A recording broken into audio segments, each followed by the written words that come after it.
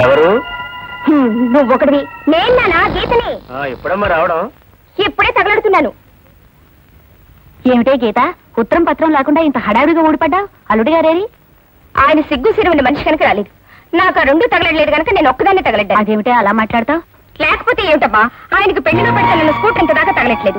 పోనీ కట్నం బాకి 20,000 తగలెట్టారో అది లేదు. నీకు ఇవ్వాల్సింది ఇవ్వలేదని చిరుబుర్రులు ఆడుతున్నావు గానీ మీ ఆడపడుచు పెళ్లికి మీ అన్నయ్య 25,000 సహాయం చేశాడు కదే. సాయం చేస్తే అది సాయం కిందకే వస్తుంది గానీ కట్నం కిందకి వెళ్ళకొస్తుంది. ఏమక్క ఇదేనా రావటం?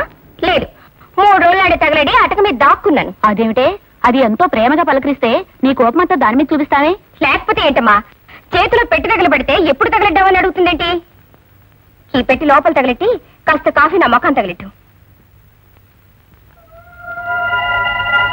కళ్ళు లేవని లోపల కూర్చో గుమ్మంలో ఏంటి నాన్న అసహ్యంగా కాపలా కుక్కలా? అమ్మరోసారి పిల్లవే. అమ్మా, పెట్టుపోతలు ఎలాగూ తగలట్లేదు. కనీసం పట్నంలో ఉన్న ఇల్లైనా మీ అల్లుడి పేరున తగలెడితే మా అత్త నోరు మూసుకొని తగలెడిదిగా. ఉన్న ఇల్లు కాస్త మీ ఆయన పేరున రాసేస్తే మేమంతా ఎక్కడ ఉండాలి? ఈ ఇల్లు ఉందిగా. మీ పెళ్లికి ఇంటి మీదే అప్పు చేశాం. అది తీర్చలేదని ఆ సోమరాజు కోర్టులో దావా వేసి డిగ్రీ కూడా తెచ్చుకున్నాడు.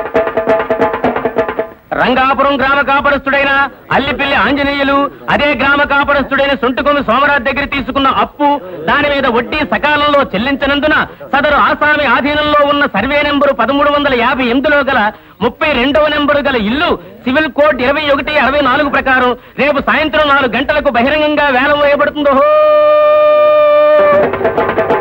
ఈ సొంటికొమ్ము సోమరాజుతో పెట్టుకుంటే ముప్పతిప్పలో పెట్టి 3 చెరువులు నీళ్లు తాగించి ఇల్లు పీకి పందిరేస్తాడన్న సంగతి ఎప్పటికైనా తెలుసుకోరా అల్లిపిల్లి ఆంజనేయులు.